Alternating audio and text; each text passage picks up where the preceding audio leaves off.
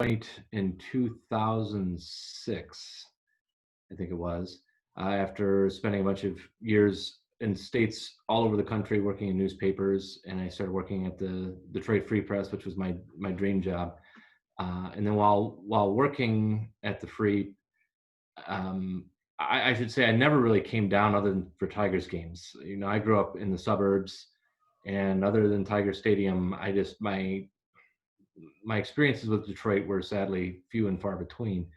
But I immediately fell in love with the city and specifically the architecture. And I like to say that, you know, what got me chasing this obsession was riding around in the People Mover. And the People Mover would, you know, you get up close and personal with all these buildings, but there was one in particular on Grand Circus Park called the Statler Hotel that the People Mover, like they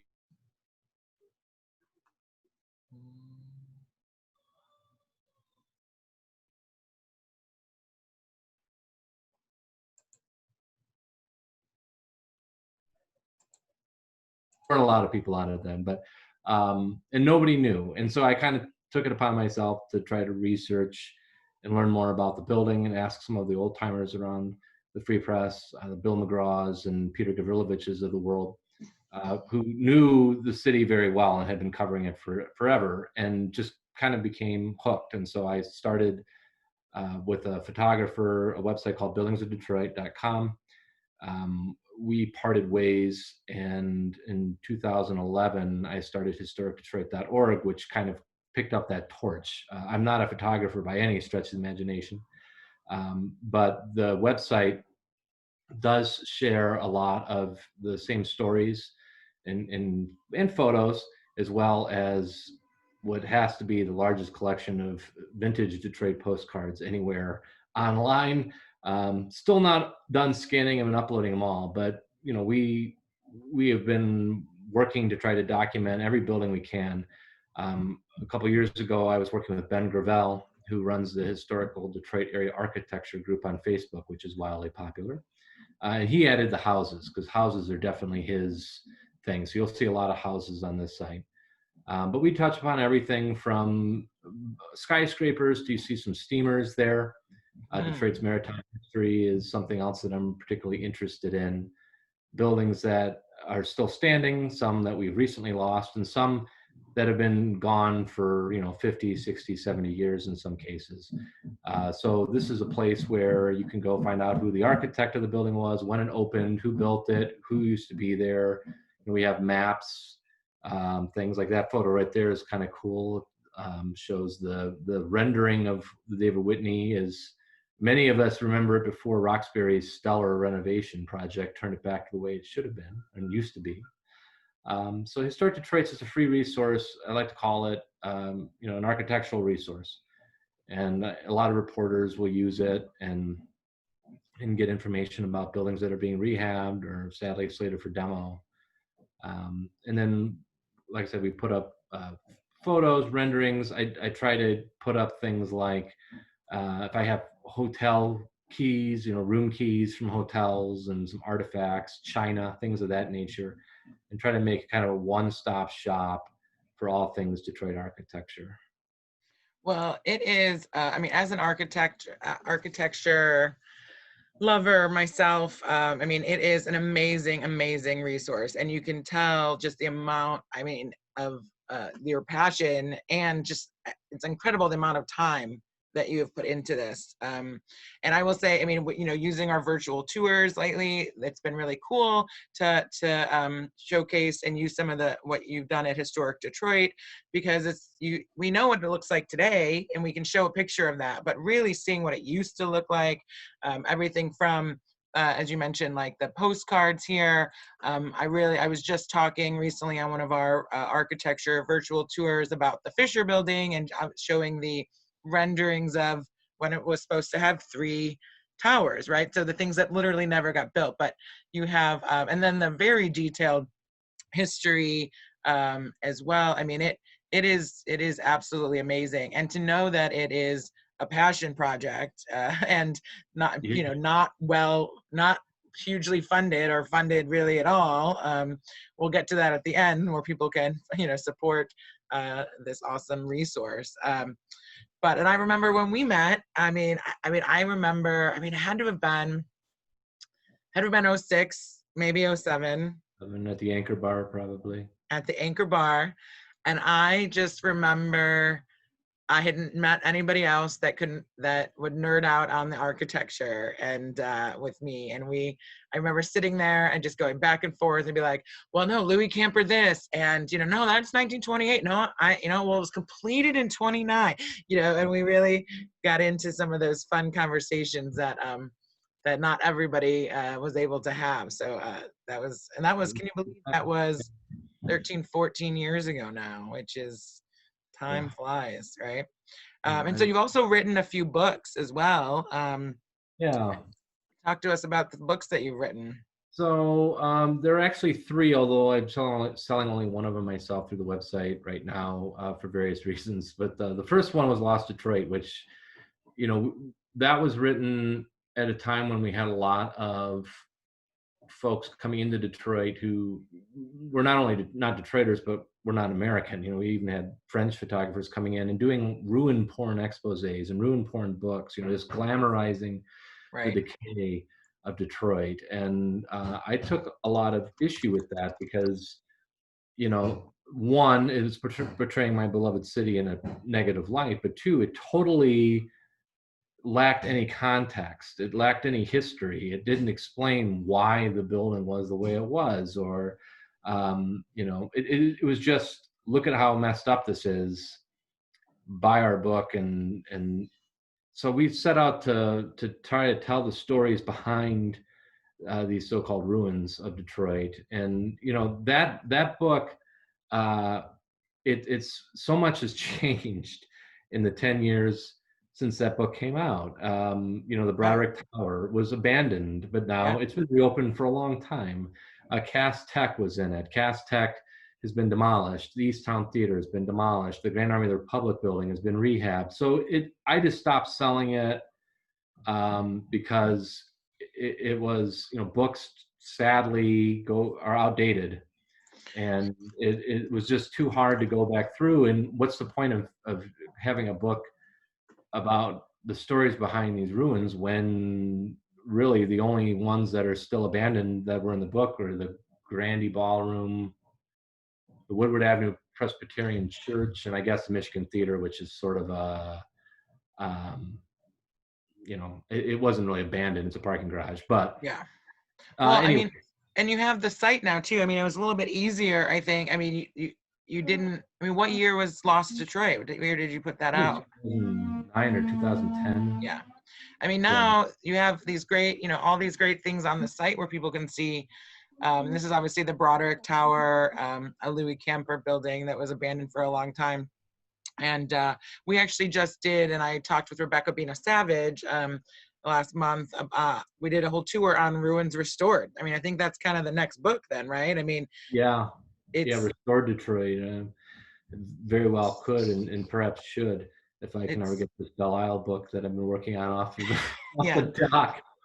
Hopefully when University Press isn't watching, but so that was the book that kind of started things. And then I did a follow-up to that one called Forgotten Landmarks of Detroit. And that one tells the story of buildings that are gone, that have all been demolished. And that's everything from Old City Hall, which you see there on the cover, being demolished, tragically. Still blows the mind that we could tear that building down. To movie palaces, there's a steamer in there, the City of Detroit the Third, just showing kind of the Paradise Lost thing, which, that's a little negative. But I think that the point of the book was to try to urge people to stop, look what we've already lost. Right. And then hopefully think twice before starting up the wrecking ball. I thought about sending our buddy Emmett Moten a copy of the book before he tore down the Detroit Saturday Night building, and now he's trying to tear down the United Artists Theater. But anyway, that was kind of the point of that book. And there's Old City Hall on the left there.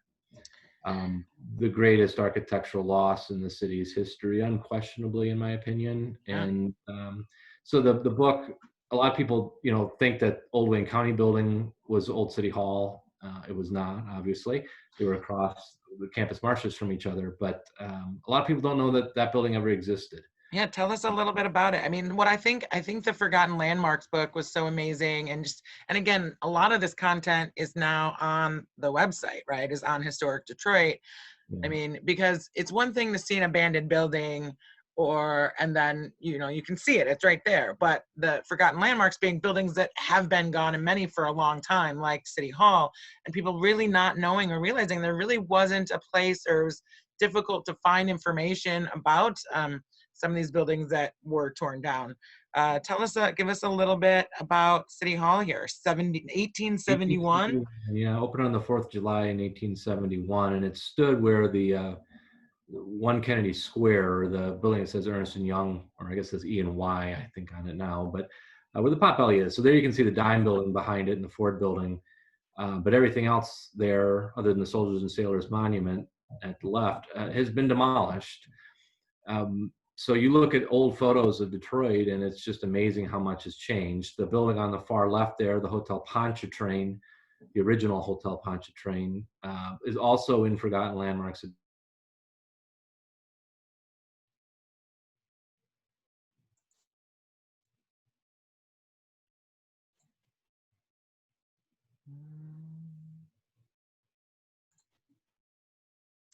I don't know, did we?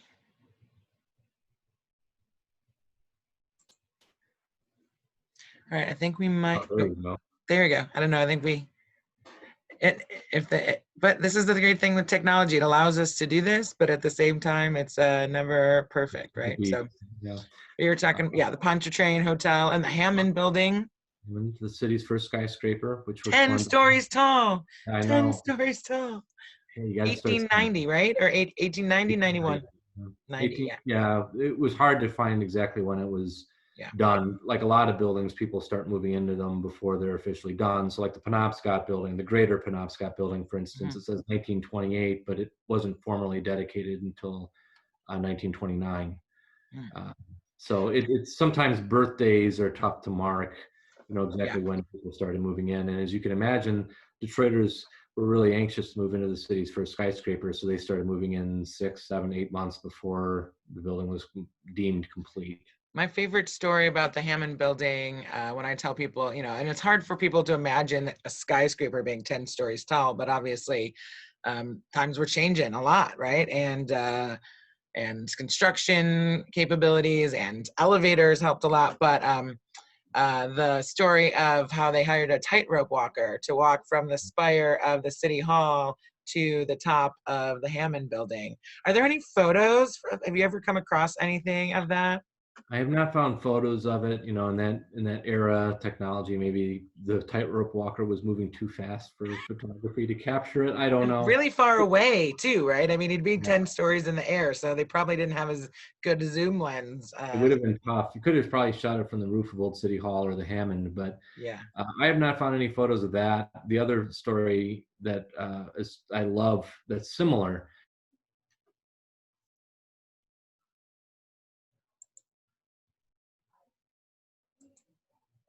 Gorgeous Daniel Burnham design. Well, they actually hired someone known as the Human Fly to do what you could call, he was climbing the building without any kind of safety harness or anything else, just fist over fist. Pre-Spider-Man. Like Spider-Man, yeah. Human Fly, Spider-Man. But there are a lot of those types of stories that we try to capture in the book. You don't want to go into too much boring detail. You want to try to make these places come alive and memorialize them the best way you can without boring people, which is always a challenge when you're talking about history, is trying to make it interesting and engaging, informative, but not getting too far down into the nitty gritty. And hopefully we succeeded. The first book was mostly just called from the website. The second one was, written as a book, and then, as you said, later, after several years of it being out as a kind of a public service, if you will, I just put it all up online. So all of those sites are now on the website. And then a couple years ago, we came out with Greetings from Detroit, which is a collection of vintage Detroit postcards. I obsess over them. I collect them like they're baseball cards.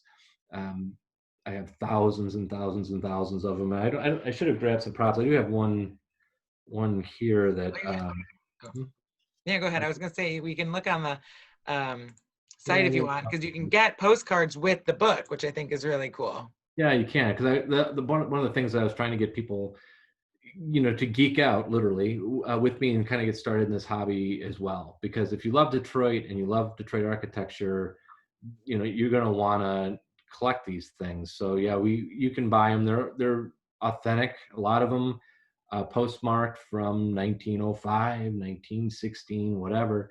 But a lot of things it's one of the other things that's kind of cool about these is a lot of them were never mailed. And the reason for that was because in the era before everybody had a camera and they would go on vacations, they would they would buy these postcards to serve as keepsakes, as photo albums, if you will, of places that they visited. So a lot of them were never mailed, which is, kind of cool. Well, and Um, it's honestly smart because even once we had cameras, I mean, it's still different with camera phones and the access we have now, but like I'm looking through old pictures of, trips my mom took in the 60s, 70s, or us, 80s. And like you're taking these pictures of these famous things from super far away with your with your disposable camera and it looks like crap. Like maybe just having a postcard is where you get this beautiful photo of it. right. Was the smart way to go. And in color, because, back then, Yes. obviously, photography was all black Yes. and white. So, this is the postcards, which were not always accurately colored. Right. We Or should, accurate. Weren't some of them like of like kind of renderings or of different versions of things to some extent? yeah, yeah. A lot of them were just drawings, but in a lot of cases, especially with the Detroit Publishing Company, which was obviously based here, they took a huge format camera called 4x5, where the negatives were 4x5, so huge, and then they blow them up and then hand color them.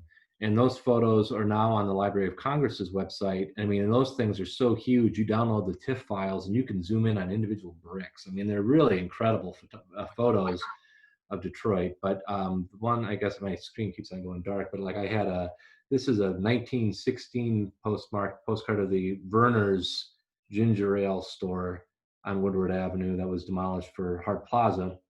But it's neat to be able to see, you see the people with their big hats and huge dresses, and everyone's dressed to the nines.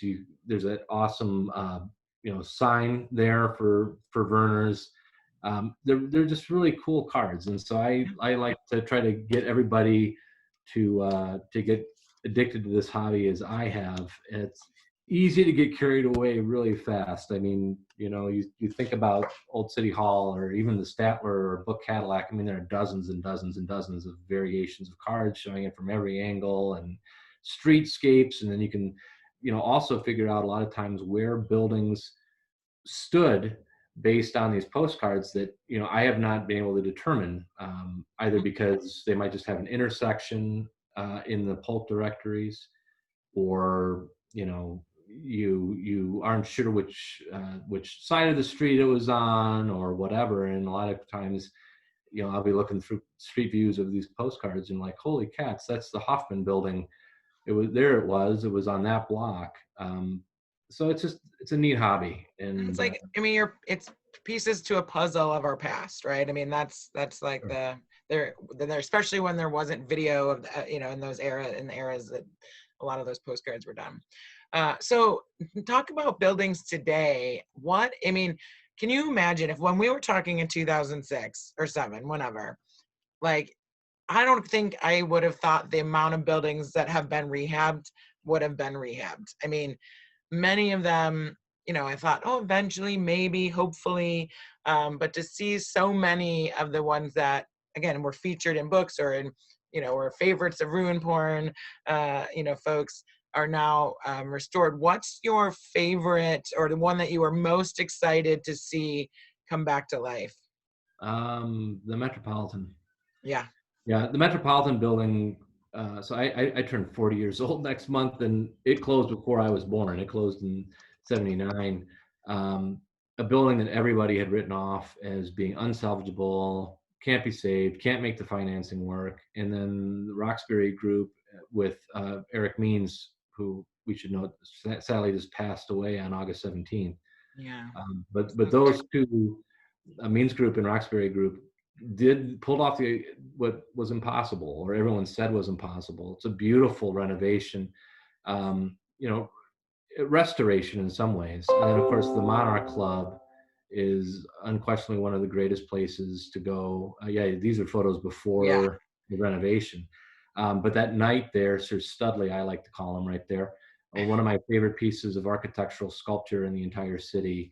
And so now with the Monarch Club, you can go up there, grab a drink, and hang out with that night, that gorgeous terracotta night. So it was unthinkable um, in 2006, 7, 8, how 2015 even, that a building like that would be saved.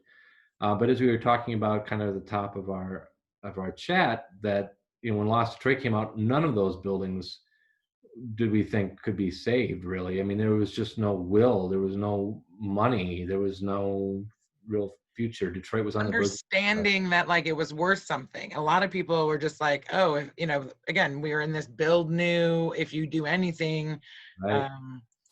modern, just suburban concept, right? We had this suburban mentality to even our city in a lot of ways. So I'm just going through some pictures. One of the things that's been cool about our with technology, I don't know if you've seen some of these, but we can, we literally can go there and say, look, this is the element at the Metropolitan, but Mhm. then boom, we go back in time, Yeah, right, right. on the street view. So this has been really fun on a lot of our virtual tours, and especially with everything that's happened in Detroit in recent years, like to just be able to look at, this is another fun one. I mean, it's not part of but Yeah, look, there's right. nothing there, and then Yeah, right. poof, now there's a building, but yeah, the Metropolitan, I remember I went to the, their first kind of open house, for the hotel a couple years ago. And it was just, I mean, and it had pieces falling off, right? I mean, this Had and big the plans. Wurlitzer, had, I mean, I thought they were goners, I thought for sure they would be gone. Yeah, I think the Wurlitzer would probably be right next door, is probably number 2 on my list of I can't believe they saved it. That was the building where the rear facade did fall off, and there were, orders to secure it or tear it down. And I thought that one was, headed for the architectural graveyard as well. But, amazingly, now the Siren Hotel is certainly one of the most beautiful in the city. Um, so yeah, those two stick out for me. I think that there are a number of other great projects that have been rehabbed. The Grand Army of the Republic building, Yeah. huge thanks to Minefield and the Carlton brothers for saving that one. But that one was easier to kind of believe, I guess, that one would be saved. But yeah, the Well, window was falling apart, and I think there might even be some photos in there of the collapse under the old photos. yeah. But Well, it was those were still some dark times. yeah, Yeah, here, you there can you see go, it. right there. And then poor Chris, who owned 1515, lived there. And it went through his ceiling. And luckily he wasn't, him or his son weren't home. Yeah, He could have been killed on really, and when that happened, I it's thought, cool. yeah.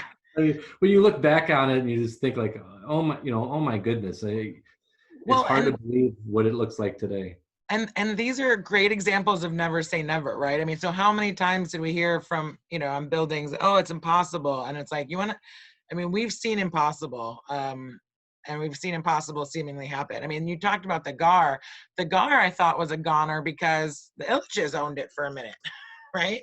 So for those that aren't familiar, this is, a lot of people, this is one of my favorite buildings.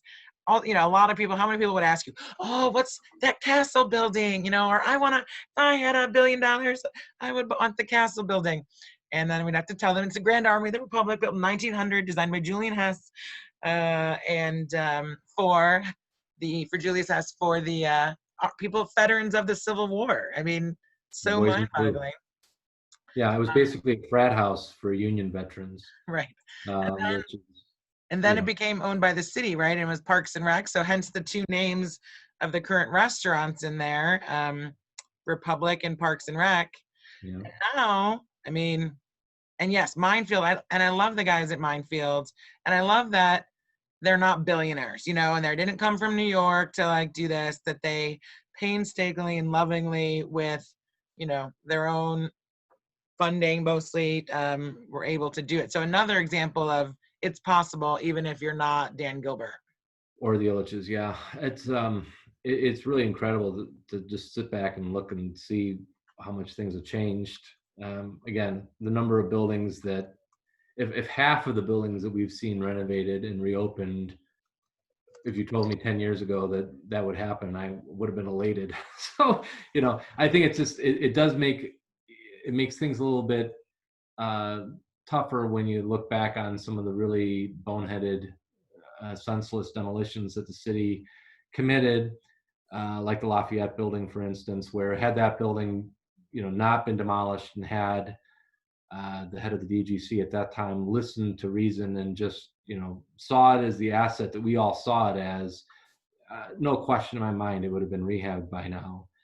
So as a website and as a board member of Preservation Detroit, you know, we're trying to let people know that, yeah, things, the fortunes have definitely changed in downtown Detroit. But as we've seen with the Detroit Saturday Night Building, as we've seen now with Emmett Moten and Olympia Developments, attempts to demolish the United Artists Theater, there are still architectural treasures that are at risk despite some of the Herculean Look at this. renovations. Yeah, there it is. Look at this. So again, the power of street view.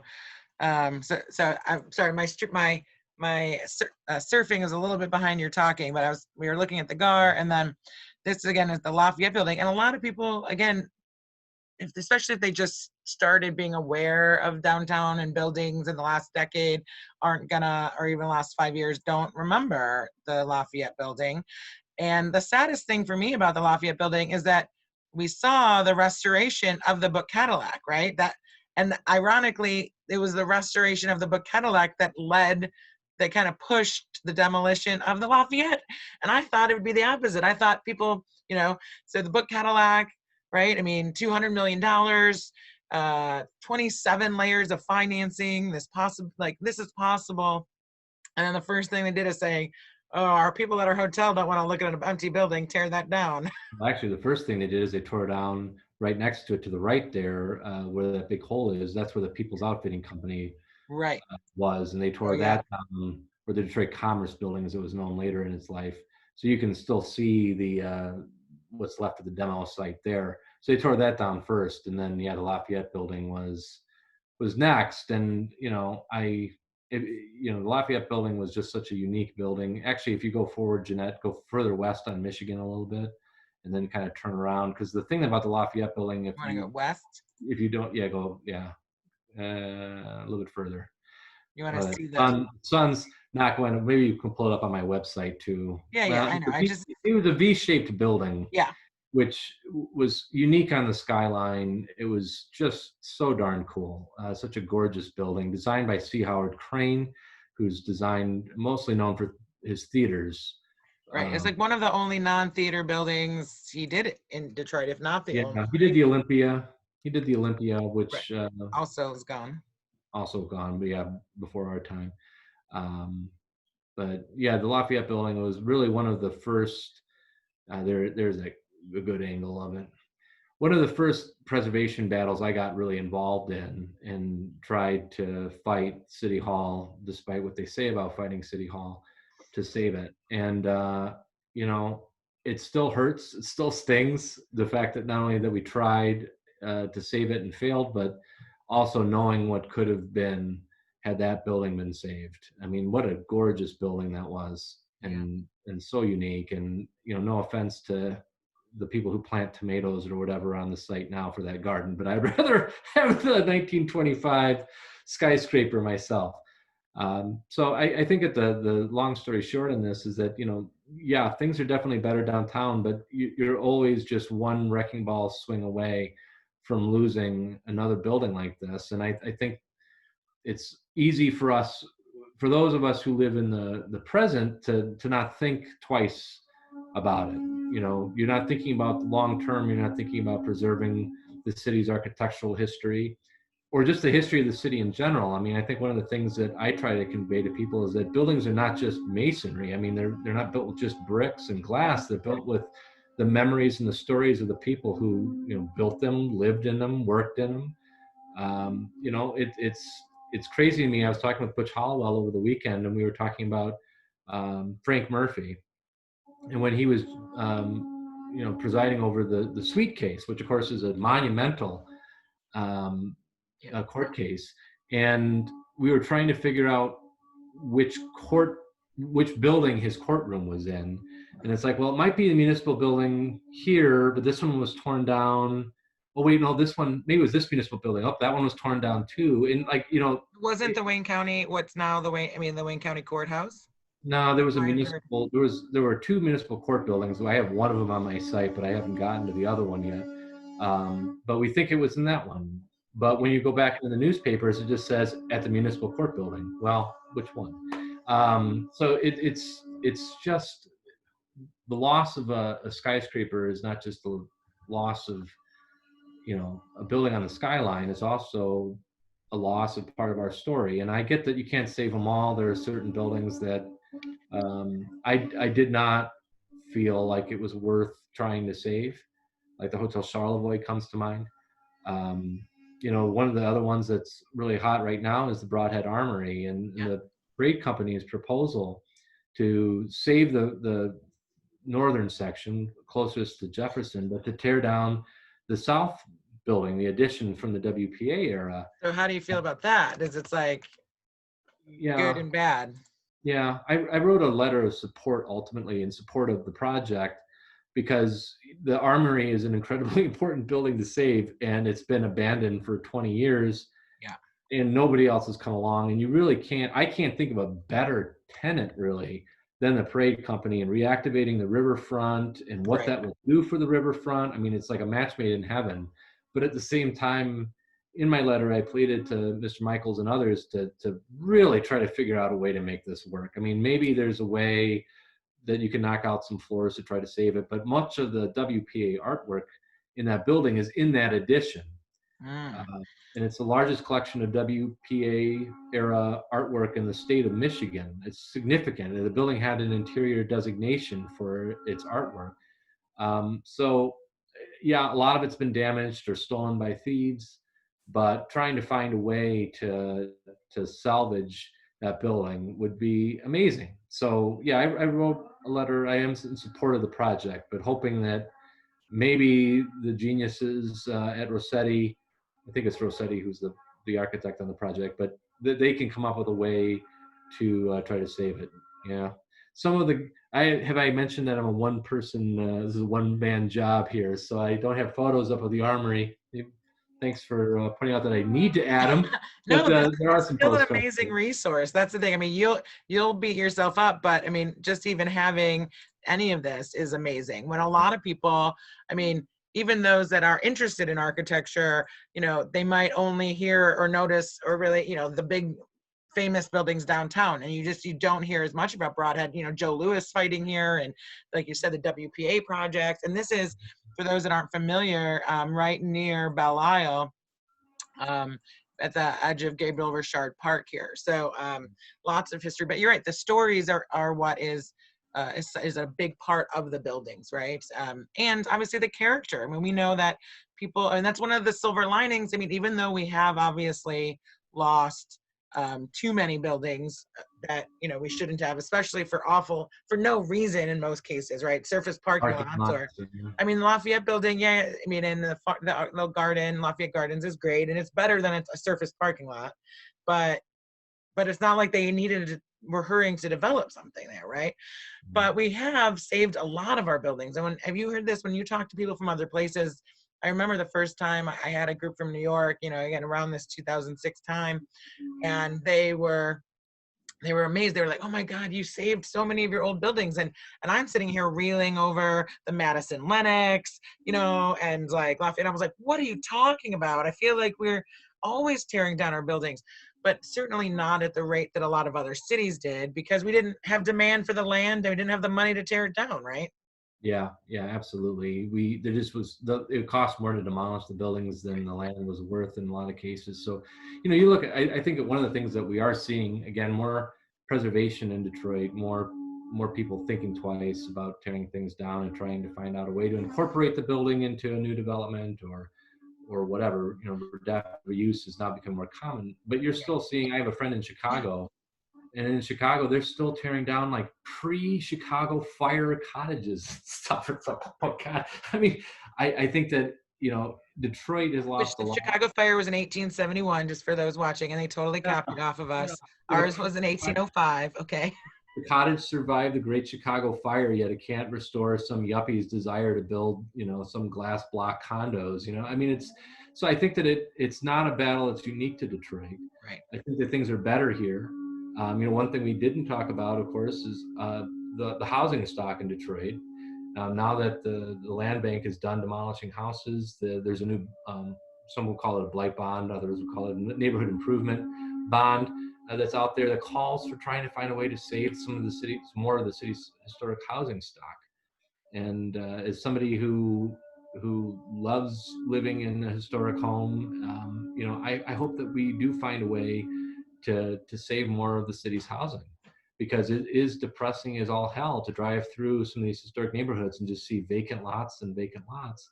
Yeah, some of them can't be saved, but I think that there's a real sea change happening in Detroit. We started downtown, as most people said that the city's renaissance would, but we're starting to see it now more in the neighborhoods. And I think that you look at something like when DPS tore down Mackenzie High School, which stood just north of me here in aviation. Um, that was criminal in my opinion, but surprisingly, Cooley High is still standing. So there's not been the push to demolish that one. So I think that things are starting to change. I think that people are starting to reevaluate our historic resources. But again, with the state fairgrounds, Yeah, so that was gonna be my next question. So what, so what are we, because even though we don't want to get lulled into this false sense of confidence, right, of security, right, because like you said, we Saturday night building, of course, lots of buildings still in the district that have recently been torn down or could possibly be. So what's the current fight? What do we want to rally, I troops? think that the two big fights right now are the United Artists Theater. So the plan as proposed now is to save the office tower, which most people recognize and see. But the theater is on the back of that, on the north side of the building, and there are photos of it on my website. It has, in the last, well, it closed in the late 1970s, but certainly in the last 20 years, 25 years, it has seen a lot of damage on the theater, and I think that is demolition by neglect, quite frankly, Right, and this has been owned by the Illiches since '97. since 97. And Yeah, it's really one of the last empty buildings, yeah, or major buildings downtown. yeah, and certainly on Grand Circus Park. You have the Park Avenue building, which they announced shortly before COVID Yeah, they're hit. working on it right now. Are they working on it? Yeah, Like, I haven't been downtown in a while because of COVID. yeah. Um, but the theater is in bad shape. The roof has been allowed to deteriorate because the owners of the building. You can go right there, the photos. So as you can see, there's still a lot there, a lot of beauty, but the thieves and elements have certainly exacted its toll. But you can see the grandeur that was Yeah, there. I mean, if we look at pictures of the Opera House, it didn't, I mean, the Opera Right, House was a great example. And again, pre the current quote unquote Renaissance, certainly pre Dan Gilbert, the Opera House did not look much better than this. I mean, there was snow on the ground or on the stage, right? right. So that's where, I mean, how is nobody saying like whenever if someone says, "Oh, it's impossible," can't we just say, "No, look, it's literally been done before." Yeah, I mean, I think that part of there, like that photo right there, if you go back up a little bit, I mean, you can see the sun coming through Yeah.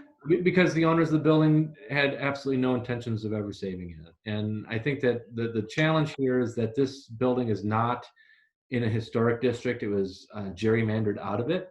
I'll leave the reasons for why that might have been to those who can editorialize on it. Well, I'll editorialize a little because there might be people watching this in the future, not from Detroit and not realize that the Ilitch family, who owns the Little Caesars and the Tigers and the Red Wings and the Fox Theater and tons of things, and our billionaires have let this, and been allowed to. This is one of those things where why people get frustrated with the city treating the billionaires differently than other people, where even a small business would have a blight ticket or 100 by now. And this is what's been able to happen because it wasn't in this bad. I mean, when something closes, it's not automatically in this bad a shape. I mean, the David Whitney is a great example too. Even just, it was more, I mean, it certainly got some damage, but it was more mothballed, even in its closure, than say the David Broderick, right? Yeah, for sure. I mean, it was not abandoned, left to the wolves, the vandals and scrappers and things like the UA was and the Broderick was.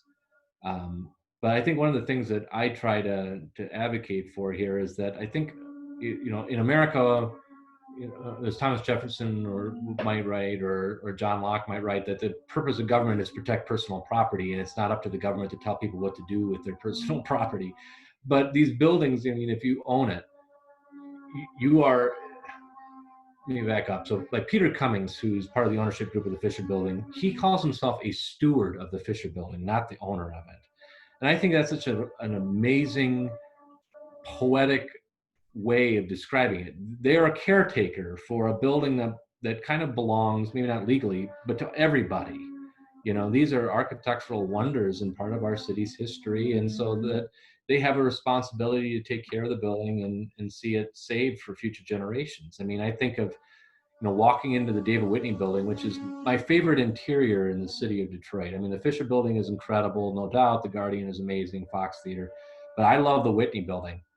But stopping and thinking about how future generations, my kids, if I had any, your triplets, might not be able to walk into that building and see it, just is incredible to me. I just, how they would be robbed of being able to see it. So I think that that's something that we try to advocate as well.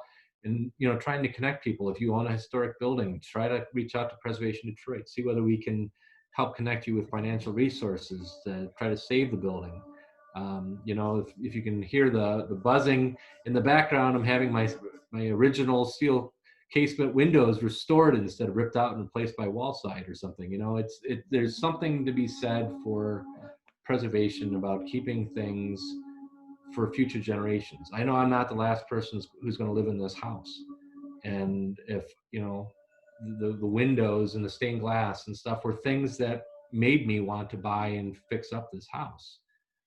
So that's kind of one of the reasons why I got into this thing. I call myself a building hugger, running around trying to save things and everything I can. But I think that I should know before we go that it's not just the fairgrounds and the United Artists and maybe half of the Broadhead. It's not just losses. I think the one renovation that I am most excited about is the Bonsdale Theater, which the Roxbury Group has said they're going to renovate the theater and restore it to its not its original synagogue. Right, it was 1903 Albert Kahn as the Temple Bethel before it was a theater. So right. Yeah. And in Roxbury now we have a little bit of faith in them, right? Obviously they went the extra mile with the David Whitney Building. It's a small local, again, not billionaire firm that has done, some good stuff. And so you built up a good reputation so that you are excited. If you said, if the Illich just said they were renovating the Bonsdale, nobody would be really excited about that. Well, we'll see what they do with the Hotel Eddystone, the Alhambra, the Hotel Fort Wayne. I'm trying to remember a couple of others and UA, of course, which is moving along for better or for worse. So yeah, there are a lot of people who are saving buildings these days, and I think the Bonsdale is going to be another example of just wizardry. I think the Metropolitan is Roxbury's. I mean, if they pulled that off as well as they did, they can save anything. I mean, give Roxbury the Packard plant, and they'd have it pumping out, Yeah, that's probably a conversation for a whole nother thing. And obviously, we've gone a little longer than I normally do, but we, you know, as architecture nerds and everything, it's been awesome. So yeah, so the last thing about call to action, right? So you mentioned Preservation Detroit is, you know, really what people, if you want to, people need to be aware of, you know, what preservation resources out there, want to donate. I mean, Preservation Detroit, formerly Preservation Wayne, has been leading a lot of, you know, these pushes to save buildings along along the way. And then of course You're back. I'm back. I'm Okay. back. I'm Sorry. like, am I still live? I don't know. Yeah. Sorry, I don't know when I popped out. I think I was trying to do too many things on my Just edit that before you put it on YouTube. yeah.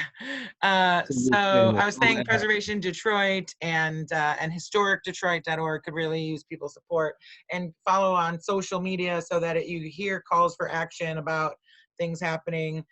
Keep an eye on all the buildings around the district that you just mentioned, as well as now the state fairgrounds, right?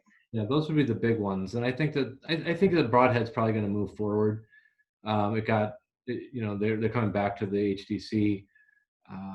But it sounds like this is it. And sometimes, you know, I think it's better than it used to be, but in Detroit, sometimes we just have, some Broadhead is better than no Broadhead at all.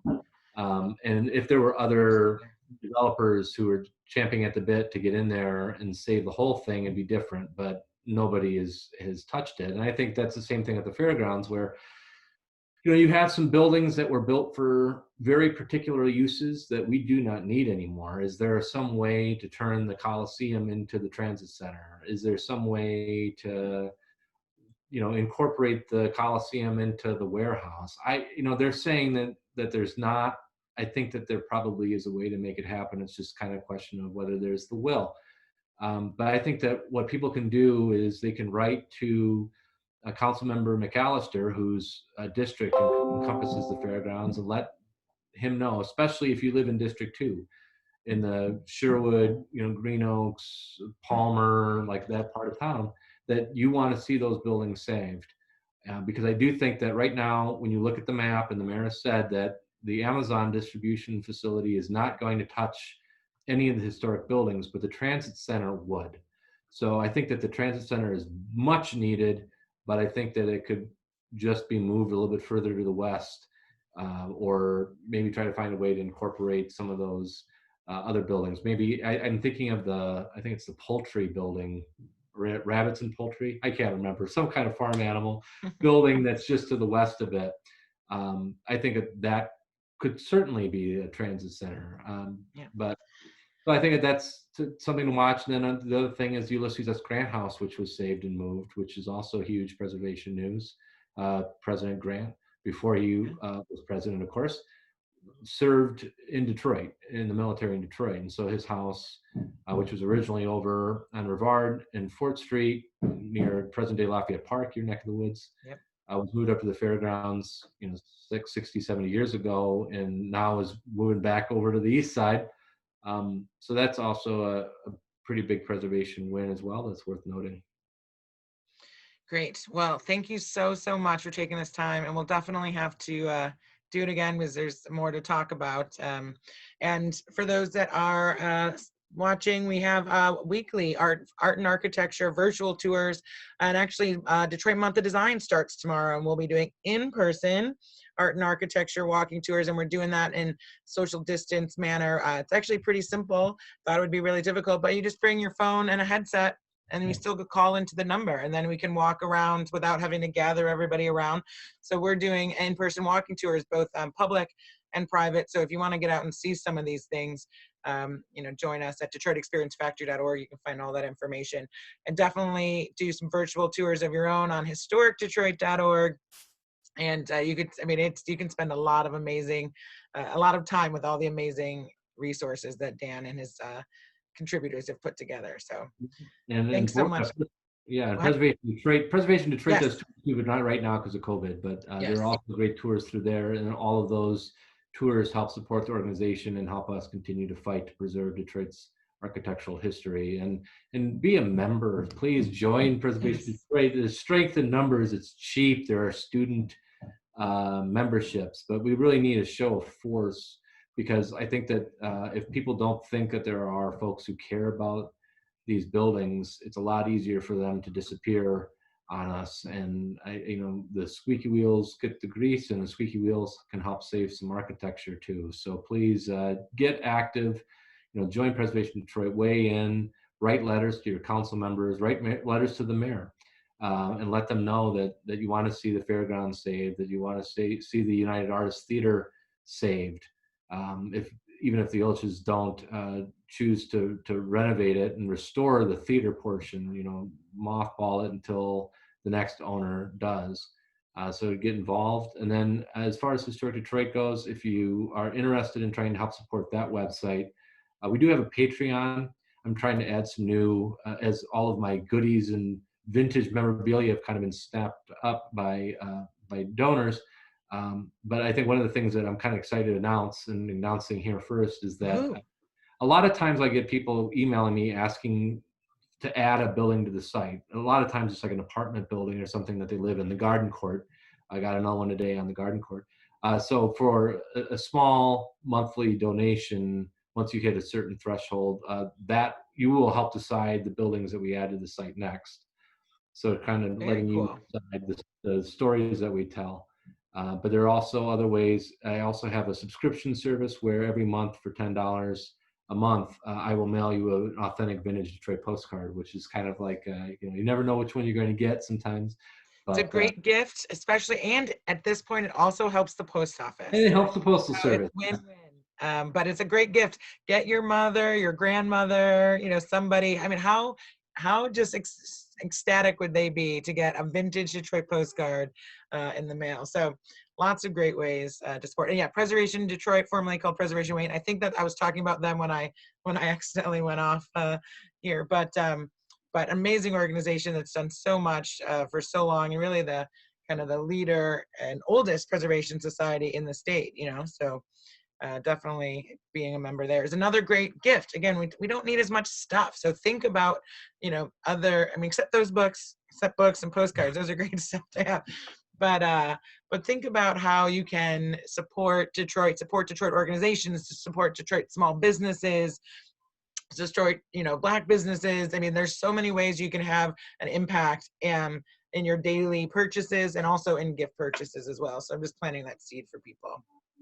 But thanks so much again, Dan, and enjoy your home renovation. I mean, I love historic architecture. Did not want to live in an old house. I grew up in an old house, though eventually, apparently, 1962 will get old, but it's part of a co-op, so I don't have to deal with it. Yeah. Well, sometimes I'm questioning myself, but when that next $5,000 fix home repair is necessary, when you're trying to restore historic plaster and stuff, yeah, but it's worth it. Yeah, And like I said, it's we appreciate that you're doing it. steward, yeah. So anyway, well, thank you so much, Jeanette. I appreciate it. All right, thank you. We'll talk soon. Everybody have a great day. We'll see you next time on Discuss Detroit. Bye. Okay, we're off. Anyway, thank you. Right. Thanks. I appreciate it. Sorry it took longer. Fine. And hopefully